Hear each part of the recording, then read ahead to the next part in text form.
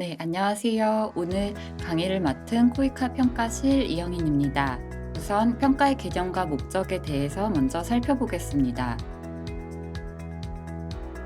2019년도 노벨 경제학상을 수상한 베너지와 에스테르 두플로, 이 두 분은 다수의 연구를 통해서 빈곤 인구의 수요와 환경을 이해하지 못한 원조는 성공할 수 없다는 교훈을 제시했는데요.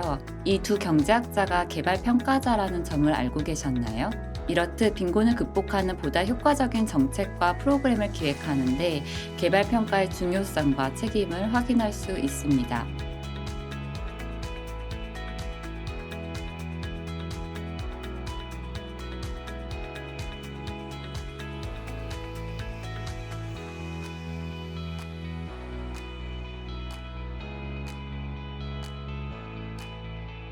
그럼 평가의 개념을 살펴보겠습니다. OECD 닥은 개발 사업의 평가란 개발 사업의 가치나 중요성을 측정하는 과정이라고 말하고 있습니다.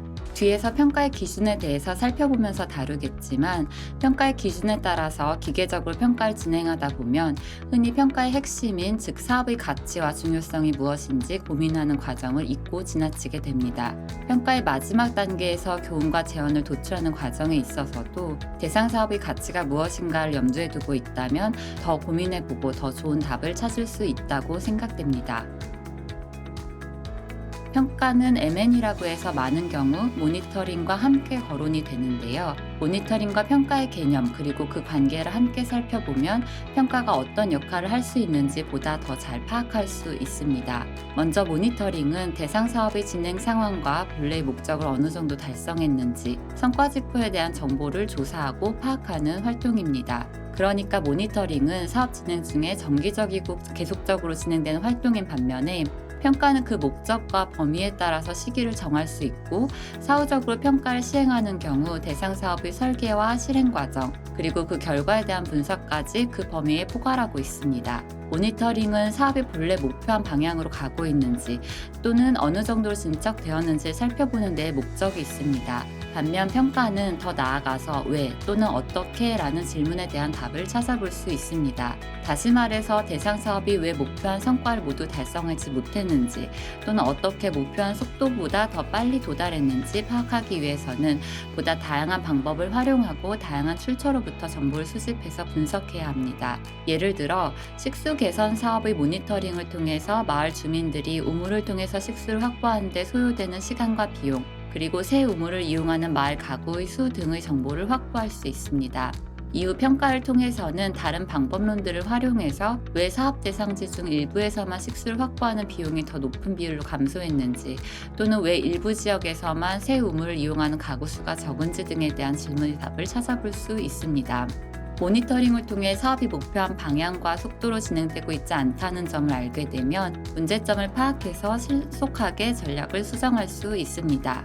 그리고 모니터링을 통한 사업의 진행 상황과 성과 지표의 변화 동향 등에 대한 데이터가 축적되면 이는 평가의 중요한 근거가 됩니다. 또한 데이터를 기반으로 중요한 평가 질문을 수립하고 또 답을 찾아볼 수 있습니다. 이렇듯 모니터링과 평가는 서로 상호 보완적인 관계입니다. 즉 체계적이고 객관적인 평가를 위해서는 모니터링을 통한 양질의 데이터 수집이 필수적입니다. 모니터링은 내부적인 활동으로서 모니터링을 수행하고 그 결과를 활용하는 것은 사업 관리자의 역할과 책임입니다. 반면에 평가는 객관성과 독립성의 확보를 위해 외부 평가자에게 위임하는 경우가 많습니다. 따라서 평가의 수행과 결과의 활용은 평가자 또 평가를 기획하고 관리하는 관리자, 사업 관리자의 공동 책임으로 볼 수 있습니다. 그렇다면 평가는 왜 중요할까요? 평가를 통해 사업의 수행 과정과 결과에 영향을 미친 주요 요인을 파악할 수 있기 때문입니다. 계획대로 사업을 추진하는 데 있어 이를 촉진하거나 저해하는 요인이 무엇인지, 목표한 성과를 얼마나 달성했고 성과 달성을 촉진하거나 저해한 요인이 무엇이었는지, 의도하지 않은 변화가 있었다면 이는 왜 발생했는지 등을 확인할 수 있습니다. 이는 향후에 관련 사업을 기획하고 또 시행하는 데 적용할 수 있는 유용한 교훈이 됩니다. 그렇다면 평가는 연구와는 또 어떤 점이 다른 걸까요? 피츠패트릭의 저서에서는 여러 가지 이유를 제시하는데, 공유드리고 싶은 한 가지 포인트는 추구하는 목적이 연구와 평가가 다르다는 점입니다. 연구는 지식의 축적과 해당 분야 이론의 발전에 이바지하는 것을 목적으로 하는 반면에, 평가는 이해관계자에게 유용한 정보, 의사결정의 근거를 제시하는 것을 목적으로 합니다. 이해관계자들이 필요한 정보가 무엇인지, 이해관계자들의 의사결정에 필요한 정보가 무엇인지를 고민하고, 결과의 타당성과 함께 유용성을 강화시키는 것이 바로 평가자의 역할과 책임입니다. 평가의 본질을 이해하는 게 굉장히 중요한 포인트라고 볼 수 있습니다. 개발평가의 목적은 크게 두 가지로 설명합니다. 첫 번째는 교훈의 학습과 의사결정의 개선입니다. 앞서 살펴본 바와 같이 교훈을 학습하고 이를 통해 유사사업을 기획하고 집행하는데 이 교훈을 활용할 수 있습니다. 또한 파일럿 사업의 평가 결과를 바탕으로 사업의 확대 추진 여부나 또는 사업 구성 요소 간의 예산 배분 관련 의사결정도 가능합니다. 둘째로 대외적으로는 공여기관의 책무로서 그 중요성이 높습니다. 납세자인 국민과 또 국민을 대표하는 국회에게 개발 제언을 활용해서 어떤 사업을 어떻게 시행했고 어떤 성과를 이루었는지 성실히 보고할 의무를 안고 있습니다. 그럼 이제 다양한 평가 유형을 살펴보겠습니다. 평가는 대상과 시기, 평가의 주체에 따라서 다양한 유형으로 구분됩니다. 먼저 정책 또는 전략을 대상으로 하는지, 프로그램을 대상으로 하는지 또는 프로젝트를 대상으로 하는지에 따라서 전략평가, 프로그램평가, 사업평가로 구분됩니다. 또는 보건 분야 평가와 같이 한 분야에 대한 여러 사업 또는 여러 포트폴리오를 묶어서 분야별 평가를 해볼 수도 있고, 평가 이슈에 대한 관련된 주제로 평가를 기획해서 시행해 볼 수 있습니다.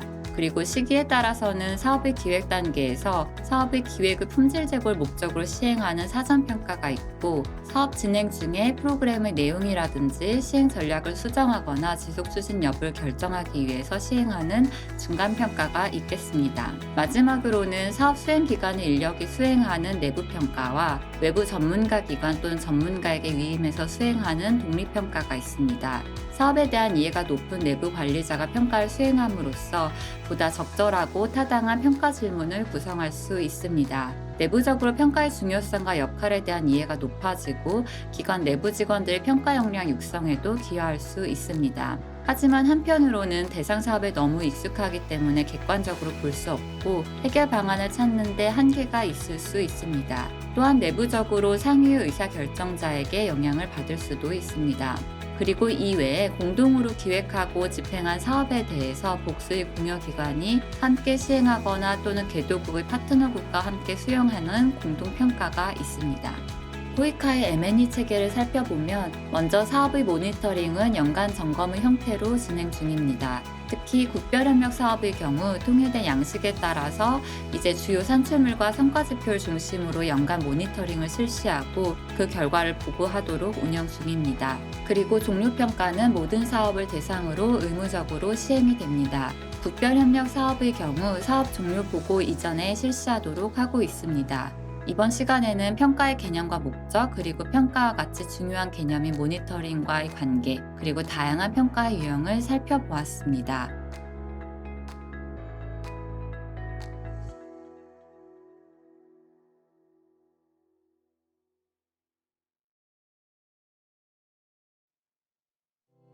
이어서 평가 수행의 첫 단추, 평가의 설계 방안을 소개해 드리도록 하겠습니다. 계획이 반이다 라는 말이 있죠. 그만큼 어떤 업무를 수행하는 데 있어 계획을 세우는 것이 가장 고민이 많이 필요하고 중요한 작업입니다. 일단 계획을 잘 세우면 그 이후에 실제 업무 수행은 수월할 수 있고요. 평가의 설계 역시 마찬가지입니다. 이 평가를 통해 어떤 답을 찾고자 하는 것인지, 그 답을 어떻게 찾을 것인지 신중한 고민이 매우 중요한 과정입니다.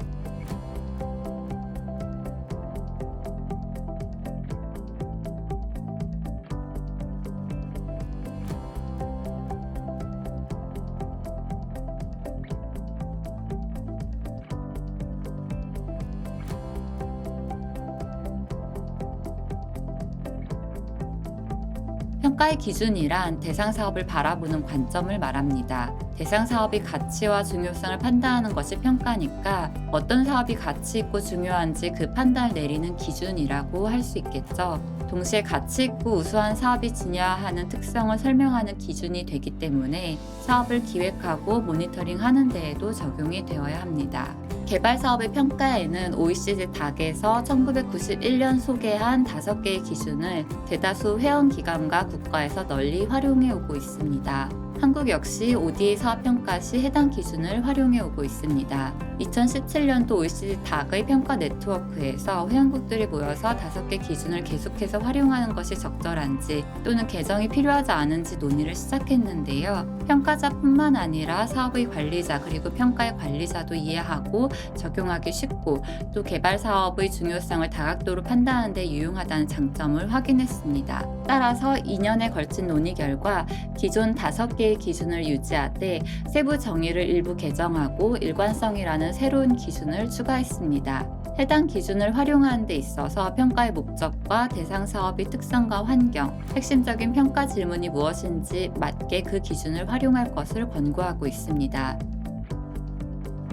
그럼 이제 6개의 평가 기준과 각 기준에 적합한 세부 평가 질문이 무엇인지 하나씩 살펴보겠습니다.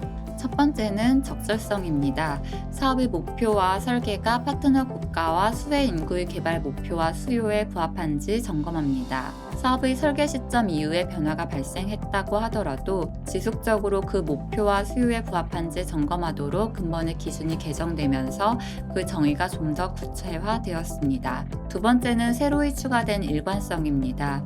한 기관이 수행하는 다른 사업 간 상호 연계성과 또는 현지에서 대상 사업과 다른 기관이 수행한 기타 사업 간 상호 보완성을 점검합니다. 내부적으로 또는 외부적으로 사업을 설계하고 집행하는 과정에서 원조 조화가 충분히 고려되고 시도되었는지 확인합니다.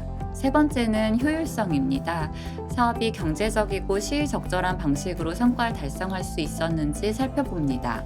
사업에 투입이 된 비용 대비 사업의 결과물이 비용 효율적인지 살펴보기 위해서 동일한 맥락의 유사 사업과의 비교를 통해 결과를 도출하는 것이 필요합니다. 하지만 유사 사업의 예산이나 구체 정보를 확보해서 분석하는 게 현실적으로 어려운 경우에는 사후적으로 비용 편입 분석을 실시하기도 합니다. 동시에 효율성은 계획된 기한 내에 또는 상황 변화에 따라서 합리적으로 조정된 기한 이내에 산출물을 달성했는지 역시 살펴보도록 합니다. 개발 사업의 특성상 현지 변화로 인해서 계획보다 일정이 지연되는 경우가 많이 발생하고 이에 따라서 유동적으로 기간을 연장하고 다른 추진 일정을 조정하는 상황이 많습니다. 따라서 효율성의 기준을 분석할 때는 사업기간의 연장 여부나 횟수가 중요한 것이 아니라 상황의 변화에 따른 합리적이고 신속한 대응이 중요하다고 봐야 합니다. 네 번째 기준은 효과성입니다. 대상 사업이 의도한 목표를 얼마나 달성했는지 그리고 목표를 달성하는 데 성공하고 실패한 주요 원인은 무엇인지 살펴보는 것이 중요합니다. 목표 달성 정도를 살펴보는 데 있어서 사업 계획 시에 수립한 목표치를 기준으로 보게 될 텐데요. 이 목표치가 합리적 수준으로 수립되었는지 너무 과도하거나 또는 너무 낮게 설정된 것은 아닌지 이도 역시 검토되기도 합니다. 2019년도부터 새로 개정된 평가 기준에서 추가된 개념은 바로 평등의 이슈입니다. 사업 성과를 달성하고 수혜 인구가 그 혜택을 누리는 데 있어서 그룹 간 차등적이거나 차별적인 요소가 없는지 살펴보는 것입니다. 다섯 번째 기준은 영향력입니다. 사업을 통해 달성하고자 하는 산출물과 아웃컴보다 상위 차원의 변화가 발생했는지 살펴봅니다. 사업만을 통해서 만들어진 변화이기보다는 다른 내적인 또는 외적인 요소가 결합이 되어서 발생하는 변화라고 보시면 됩니다. 따라서 효과성보다 장기적이고 광범위한 변화의 효과를 말합니다. 장기적인 변화를 보는 것이다 보니 호이카의 종료평가와 같이 시간 범위가 다소 짧은 평가에서는 제외되거나 또는 제한적으로 점검될 수 있습니다. 마지막 기준은 지속 가능성입니다. 사업으로 인한 편익이 사업 종료된 이후에도 얼마나 지속 가능한지 살펴봅니다. 이를 위해서는 파트너 국가 또는 파트너 기관이 편익을 지속적으로 생산하고 관리할 수 있도록 재정적, 사회적, 제도적 역량과 여건을 갖추었는지 살펴봐야 합니다. 이 6가지 기준 외에도 젠더, 환경, 인권 등의 범분야 이슈가 평가의 기준으로 활용되고 있습니다. 이런 범분야 이슈는 모든 분야의 개발 사업의 모든 단계에서 주류화하도록 권고하고 있는데요. 이에 따라서 이 평가 기준은 대상 사업의 기획과 설계, 집행에 이르는 모든 과정에서 젠더와 환경, 인권의 이슈가 얼마나 어떻게 잘 주류화되었는지를 살펴보도록 하고 있습니다. 각 이슈별로 간단히 살펴보겠습니다. 먼저 젠더의 주류화 정도를 살펴보려면 기획 단계에서는 성별에 따른 차별적인 역할과 수요, 정보와 자원에 대한 접근성에 있어서 차이가 있었는지를 분석하고 이 결과를 사업 설계에 반영했는지, 또 사업 진행 중에는 사업의 성과 달성 정도를 모니터링할 때 성별에 따른 차이를 모니터링하고 이를 개선하고자 노력했는지, 또 사업으로 인해 혜택이 성별에 따라 차등적으로 분배되었는지, 또 차별적인 권력 구조를 약화하는 데 기여했는지 살펴봅니다. 환경 주류화의 이행 정도를 살펴보기 위해서는 환경에 미칠 영향을 기획 단계에서 분석하고 그 결과를 사업 설계에 반영했는지, 그리고 사업 집행 중에는 환경에 미치는 영향을 모니터링하고 이를 개선하고자 노력했는지, 또 사업의 종료 후에는 환경에 미치는 영향을 지속적으로 모니터링하고 또 대응할 수 있는 체제를 갖추었는지, 이에 대해 질문하는 평가 질문을 수립해 볼 수 있겠습니다. 마지막으로 인권 이슈의 주류화 정도를 살펴보기 위해서는 사업 기획 시에 대상 지역의 장애, 연령, 종교, 인종 등에 따른 취약 그룹이 있는지, 해당 그룹이 소외되고 있는지, 그 원인과 구조는 무엇인지를 분석하고 이를 또 설계에 반영했는지, 또 사업 집행 중에 있어서는 취약 그룹에 미치는 차별적 영향이 있는지 모니터링하고 이를 개선하고자 노력했는지, 또 사업 종료 후에는 사업이 이 취약 그룹을 소외시킬 수 있는 차등적인 차별적인 권력 구조의 약화와 취약 그룹의 역량 강화에 기여했는지 등에 대해서 평가 질문을 구성해 볼 수 있습니다. 6개의 평가 기준과 3가지 범분야 이슈에 적합한 평가 질문을 살펴보았는데요. 소개드린 모든 질문을 다 다루셔야 할 필요는 없습니다. 대상 사업의 특성과 평가의 목적, 그 범위에 따라서 평가 기준에 적합한 질문을 선정하시면 됩니다. 그 다음 단계는 평가를 계획하시는데 또 한 가지 중요한 바로 대상 사업의 이해관계자 분석입니다.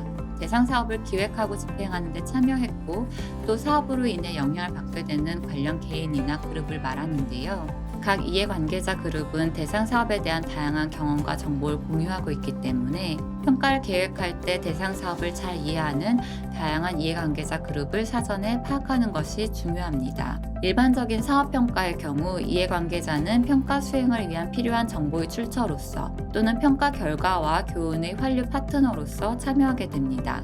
하지만 때로는 평가의 목적이나 또는 이해관계자의 평가 역량과 여건 등에 따라서 이해관계자들이 평가의 계획 수립과 수행 과정에 적극적으로 참여하는 참여적 평가도 가능합니다. 평가의 설계와 관련해서 OECD 닥의 평가 기준과 그에 적합한 평가 질문들, 그리고 평가를 기획하고 그 다음 단계로서 이해관계자 분석을 살펴보았습니다.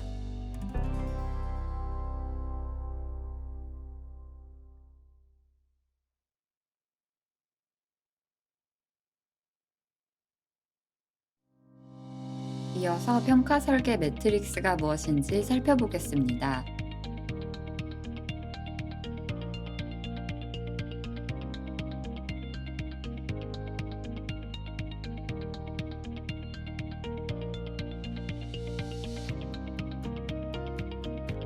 평가 설계 매트릭스란 평가 계획을 체계화하는 도구라고 정의하는데요. 보통 표의 형태라고 보시면 됩니다. 평가자로서 평가 계획을 수립하고 이를 체계화하는 데 있어서 평가 설계 매트릭스가 매우 유용한 도구가 됩니다. 대개 한 평가에는 한 개가 아닌 다수의 평가 질문을 수립하게 되는데요. 각 평가 질문별로 또 다수의 평가 지표와 평가 항목을 수립하고 또 이에 따라서 다양한 조사 방법을 활용하기 마련입니다. 따라서 각 질문별로 조사 방법과 분석 방법, 자료 출처를 결정하고 정리하는 것이 필요합니다. 또 평가자뿐만 아니라 평가를 의뢰한 평가 관리자 또는 기타 이해관계자들이 평가 계획을 한눈에 이해하는 데에도 유용하겠죠.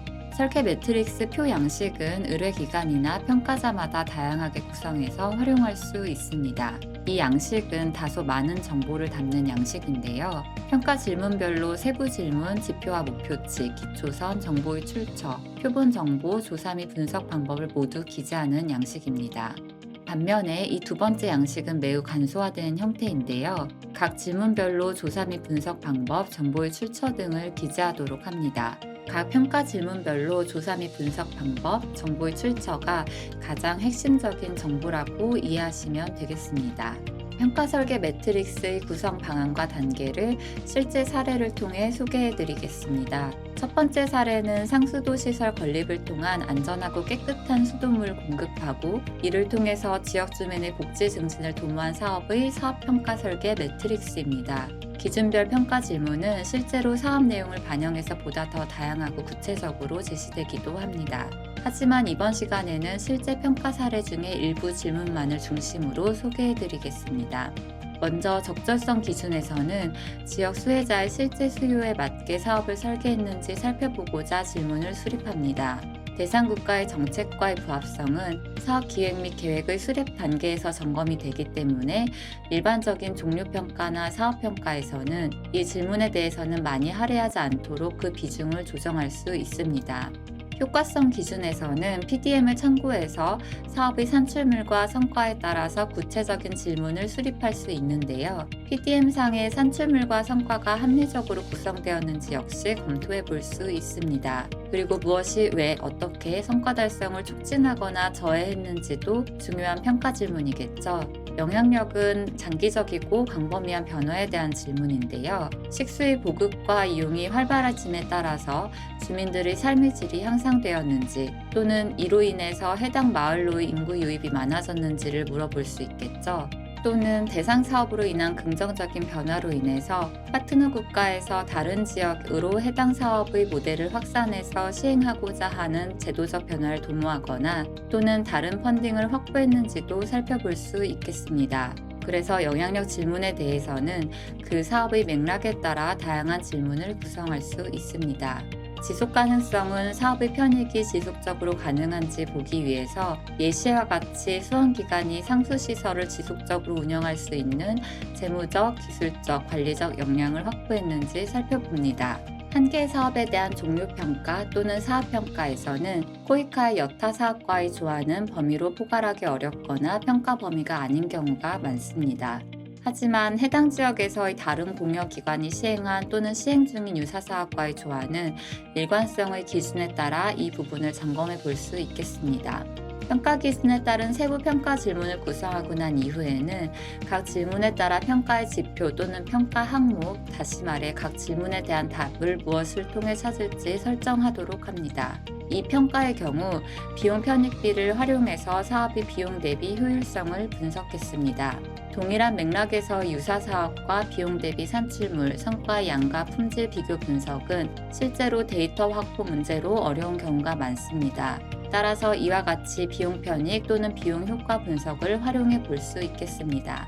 효과성 기준에서는 사업을 통해 구축한 상수 공급 시설이 원활히 가동되고 있는지 보기 위해서 그 시설 가동률을 또 목표한 수도 보급률을 달성했는지 보기 위해서 급수 보급률을 살펴봅니다. 또 삶의 편익과 경제적 측면에서 주민들의 삶의 질이 향상되었는지 살펴보기 위해서는 물의 사용량, 행태의 변화, 주민들의 만족도, 물 소비를 위한 가구별 비용 등을 지표로 파악해 볼 수 있겠습니다. 지속 가능성은 관리 체계와 역량을 갖추었는지, 또 시설의 수익률 또는 운영 재원의 확보의 지속성 등을 항목으로 살펴볼 수 있겠죠. 젠더 이슈의 경우 성별에 따른 제약이 없이 수혜 주민들의 의견을 충분히 파악하여 반영했는지 정도, 그리고 성별 분류의 데이터를 통한 모니터링과 혜택의 공유 등을 살펴볼 수 있겠습니다. 이제 각 평가 지표와 항목에 대한 정보를 어떤 방법으로 수집할지 그 조사 방법을 결정하도록 합니다. 적절성과 관련해서 먼저 지역 수요와의 부합도는 사업 기획 및 계획, 관련 문서 검토를 통해서 주민 수요를 파악하기 위한 시도들이 어떻게 있었고 이 결과를 또 어떻게 반영했는지 살펴봅니다. 그런데 예를 들어 문헌조사로 파악할 수 있는 정보가 제한적인 경우에는 수혜 주민, 파트너 기관과의 면담을 통해서 지역 수요의 파악 과정에 참여할 수 있는 기회가 있었는지, 주민의 참여를 저해하거나 촉진한 요인은 무엇이었는지 살펴볼 수 있습니다. 효율성 관련해서 비용 대비 사업 산출물이 효율적이었는지 보기 위해 이 평가는 비용 편익 분석을 시도했는데요. 이 사업의 비용과 편익을 구체화하고 예를 들어 가구별 수도 이용 비용, 급수 활동 감소로 인해 절약된 시간, 이런 정보를 파악하기 위해서는 설문조사가 유용한 방법이라고 할 수 있겠습니다. 다음으로 효과성 관련해서 사업의 성과 달성을 촉진하거나 저해한 요인을 파악하기 위해서는 문헌조사 외에도 사업 시행기관, 파트너 기관 등 주요 이해관계자를 대상으로 한 초점그룹 토의나 면담이 유용한 방법이겠습니다. 영향력과 관련해서 물 사용 관련 행태 변화와 물 지출 비용 등의 정보 수집을 위해서는 가구 설문조사가 유용하겠고, 지속 가능성 관련해서 초점그룹 토의나 면담을 통해서 주민의 만족도나 행태 변화의 다양한 원인 등을 보다 심층적으로 파악해 볼 수 있겠습니다. 파트너 기관의 운영 재원은 시설 보고서 등으로 파악하고, 기술 및 관리적 역량의 확보 정도와 기관의 자체적 평가 결과 등은 해당 그룹과의 토의와 또는 면담 등을 통해서 파악해 볼 수 있겠습니다. 번분야 관련해서는 사업 기획 및 집행 단계에서 성별에 따른 제약 없이 수혜 주민의 수요를 파악하고 반영했는지 또는 환경에 미칠 영향이 고려되었는지 등도 살펴봅니다. 각 지표와 항목별로 정보의 수집 도구를 결정하고 나면 각 정보를 어디에서 확보할지 그 정보 출처를 선정합니다. 문헌조사의 경우 해당 문건은 어떤 문건들인지, 어디에서 발간되었고 확보할 수 있는 자료인지 그 정보를 기재하면 됩니다. 설문조사나 면담의 경우 그 대상자 정보를 기재할 수 있겠습니다. 다음은 농산물 수학기술 훈련센터 건립을 통해서 공무원과 농업 지도사들을 훈련하고, 또 이들을 통해서 일반 농민들에게 기술을 보급하고, 더 나아가서 이 농가들이 이를 실제 적극적으로 활용함으로써 농산물의 판매 단가를 높이도록 지원하는 사업에 대한 사업 평가입니다. 효율성과 관련해서 비용 편익 분석 또는 비용 효과 분석을 도입하지 않는 경우에는 이 사례와 같이 이해관계자 간 협력과 소통이 원활해서 사업 집행 과정 중에 효율성 제고에 기여했는지 살펴보는 경우도 있습니다. 효과성과 관련해서 사업을 통해 의도하는 결과가 여러 단계로 나뉘어지는 경우 그 결과 사실 또는 변화 이론을 재검토해서 각 단계가 실제 어떻게 이행되었는지, 각 단계를 인과관계로 연결해주는 과정은 예상대로 작동했는지 살펴볼 수 있도록 세부 질문과 지표를 고민해 봐야 합니다. 지속 가능성과 관련해서 교육기관 설립 사업의 경우에는 지속 가능성을 위해서 해당 그 지역 시장에서의 교육에 대한 수요가 유지되고 있는지, 이를 촉진하거나 저해하는 요인은 무엇인지 살펴보는 것 역시 필요하겠습니다. 실제 2개의 평가 사례를 토대로 평가 설계 매트릭스의 구성 방안을 단계적으로 살펴보았습니다. 여기에서 주의하실 점은 설계 매트릭스 상의 세부 평가 질문 모두 그 답이 근거와 함께 제시되어야 한다는 것입니다. 매트릭스 상에는 분명 질문과 함께 조사 방법과 자료 출처 등의 계획이 있는데 평가 결과에서 누락되지 않도록 해야 합니다. 그리고 너무 많은 질문을 수립하실 필요는 없습니다. 6개 평가 기준을 고려하시되 대상 사업의 특성에 따라 질문의 우선순위를 고려하시는 것이 좋습니다. 각 세부 질문에 대한 답을 찾는데 너무 몰입해서 전체적인 평가의 목적, 즉 해당 사업의 가치와 중요성을 측정하고 학습에 필요한 교훈을 도출하는 본래의 목적에서 벗어나지 않도록 밸런스를 유지하는 것이 필요합니다. 여기까지 평가 설계 매트릭스의 구성 방안과 단계를 사례를 통해 살펴보았습니다.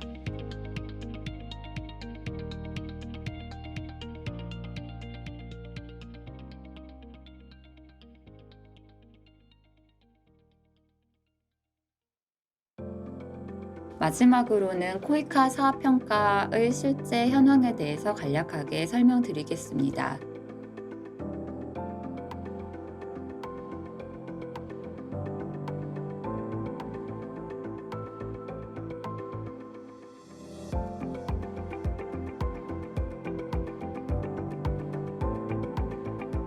가장 기본적으로 모든 평가에 활용되는 방법은 문헌조사입니다. 정부의 정책 문서, 기관의 발간물과 데이터, 관련 연구 및 평가 보고서, 보도자료, 또 사업 계획서와 관리 자료 등 2차 자료를 통해서 정보를 얻는 방법입니다. 비용과 시간을 절약할 수는 있지만 정확한 정보인지 또는 믿을 수 있는 자료인지 확인이 필요합니다. 또한 해당 자료를 인용하는 경우 보고서상의 출처를 명확하게 기재해야 합니다. 두 번째는 면담입니다. 피면담자와의 대화를 통해서 의견과 관점 등의 정보를 통해서 복잡한 이슈에 대한 심층적인 탐색이 가능합니다. 특히 민감한 주제이거나 비밀 보장이 중요한 경우, 그룹 토의로 솔직한 의견을 확인할 수 없는 경우에 이 방법을 활용하는 것이 필요합니다. 피면담자와의 물리적인 거리나 장소, 질문의 내용과 제스처 등 지역의 문화적 규범에 대해 먼저 확인하고 준비하는 것이 필요합니다. 면담자의 자질과 기술이 정보의 품질을 좌우합니다. 면담자는 피면담자와의 대화에 집중하고 또 피면담자의 말을 경청하고 있음을 제스처를 통해서 계속해서 보여주어야 합니다. 또한 기록 전담 인력을 배치해서 기록을 잘 해놓고 면담 직후에 내용의 정확도를 점검하는 것이 필요합니다. 민감한 내용의 경우에는 피면담자와 함께 그 기록을 검토하고 응답하고자 한 내용과 맞는지 합의하는 것도 좋습니다. 그 이후에는 면담 내용을 분석할 때는 평가자 한 개인의 판단으로 주관적으로 해석되지 않도록 다른 평가자들과 함께 교차 분석하거나 합의를 이루는 과정 역시 필요합니다. 평가의 목적과 깊이 관련된 사람, 기관을 대상으로 선발하되 폭넓게 피면담자의 특성과 소속기관, 맥락 등을 감안해서 최대한 다양하게 그 수와 범위를 설정해야 합니다. 또한 다른 조사 방법 또는 출처로 확보한 정보와 교차 검증도 필요합니다. 세 번째는 포커스 그룹 토의입니다. 중재자의 가이드 하에 소수의 그룹이 모여서 특정 주제에 대해 토론을 하도록 해서 대상 사업으로 인한 영향과 복잡한 행동의 동기 또는 관련 이슈에 대해 의견 등을 확보하는 데 유용한 방법입니다. 짧은 시간의 개별 인터뷰보다 더 많은 정보를 확보하는 데 유용한데요. 포커스 그룹 토의는 단순히 그룹 면담이 아니기 때문에 참가자들 간의 대화를 촉진시킬 수 있도록 토론을 이끌고 또 구성원의 논리와 감정을 살펴보는 것이 중요합니다. 중재자는 미리 준비한 매뉴얼에 따라 질문을 제시하고 논의의 초점을 잃지 않도록 토론을 이끌면서 특정 개인이나 그룹이 논의에서 배제되거나 또는 독점되지 않도록 합니다. 그룹별 토의는 대개 한두 시간 정도가 소요되고 면담과 마찬가지로 중재자는 토론을 이끄는 데 집중하도록 하고 논의의 내용은 녹음하거나 또는 기록을 전담하는 인력이 배치되도록 해야 합니다. 몇 개 그룹을 대상으로 토론을 진행하는 것이 적절한지 정해진 룰은 없지만 통상 각 그룹별로 3개에서 6개의 토론, 즉 학생 그룹에서 3개에서 6개 그룹, 교사 그룹에서 다시 3개에서 6개 그룹 정도를 진행을 합니다. 더 이상 그룹 토의에서 새로운 정보가 없을 때 토의를 종료하도록 합니다.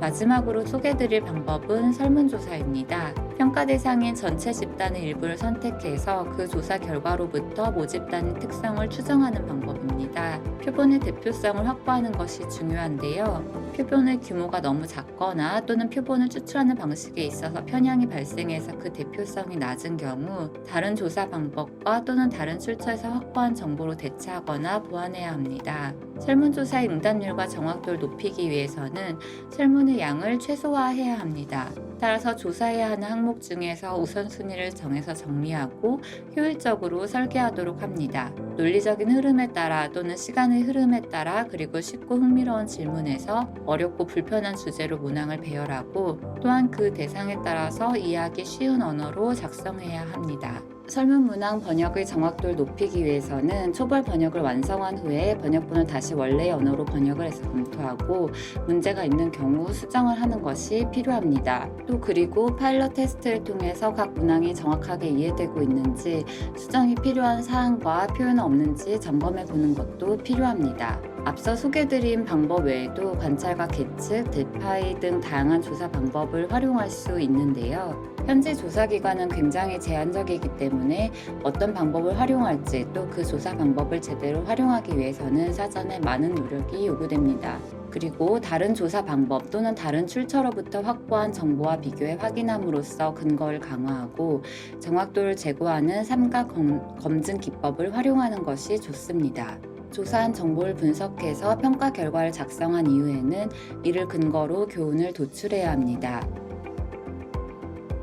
평가의 두 가지 중요 목적 중에 하나가 바로 학습을 통한 유사사업의 개선과 의사결정의 개선이었죠. 향후 유사사업을 기획하고 시행하는 데 활용할 수 있는 유용한 교훈을 도출하는 것이 중요합니다. 반드시 주의하셔야 할 점은 평가의 교훈은 해당 평가 결과를 통해서 그 근거가 제시되어야 한다는 점입니다. 예를 들어 전자정부 수립 사업에서 해당 시스템의 현재 유지보수 업체를 사업 수행 초기부터 시스템 개발과 구축, 시범 운영의 전 과정에 함께 참여하도록 함으로써 유지보수 업체의 역량을 강화하고 또는 사업의 종료 후 기술적인 지속 가능성을 높일 수 있었다는 평가 결과를 바탕으로 향후 전자정보 시스템 개발 사업의 경우 현재 유지보수 업체를 사전에 선발해서 사업 추진 과정에서 참여하도록 하는 그런 전략을 활용하라는 교훈을 제시할 수 있겠습니다. 마지막으로 유사사업의 설계와 집행 과정 또는 제도적 개선을 위한 제언사항을 도출하게 됩니다. 가장 주의할 점은 평가 의뢰 기관과 적극적인 협의를 통해서 이 제언사항의 실효성을 사전적으로 검토하고 개선하는 과정이 필요합니다. 새로 도입하도록 제안하는 제도 또는 개선의 방향이 이미 준비 중이거나 작동 중인지, 그리고 제언사항의 실현 가능성 등을 검토해야 합니다. 한 가지 예로 공무원 순환보직제를 유지하는 파트너 국가에서 대상 사업을 담당하는 공무원을 사업 종료 후에도 전담 인력으로 계속해서 배치해야 한다는 제언은 실현 가능성이 없겠죠. 그리고 사업 모델의 개선 방안을 제시하는 데 있어서 사업 구성 요소를 단순히 추가 제안하는 것보다는 사업의 예산과 기간, 그리고 제안의 한계를 고려해서 기존의 구성 요소에서 제외하거나 또는 비중을 축소할 수 있는 요소도 함께 그 근거로 제시하는 것이 필요합니다. 또 수원기관의 역량 강화를 추가적으로 지원하라는 제언사항이 사실 가장 많은 제언사항 중에 하나인데요. 사업의 지속 가능성을 크게 저해하는 경우 그 근거와 함께 제시할 수 있습니다. 다만 필요한 역량 강화의 세부 분야, 목표해야 하는 수준, 그리고 지속 가능성의 제고 방향을 함께 고려해서 제안하여야 합니다. 지금까지 평가의 기본 개념과 목적, 평가의 기준에서부터 시작해서 평가의 각 시행 단계를 간략히 살펴보았는데요. 개발 평가에 대해 이해하시는 데 도움이 되셨기를 바랍니다. 평가에 대한 이해를 더 높이시기 위해서는 국내의 개발 사업에 대한 다양한 평가 사례, 특히 우수한 평가 사례를 되도록 많이 접해보고 고민해 보시는 것이 필요합니다. 감사합니다.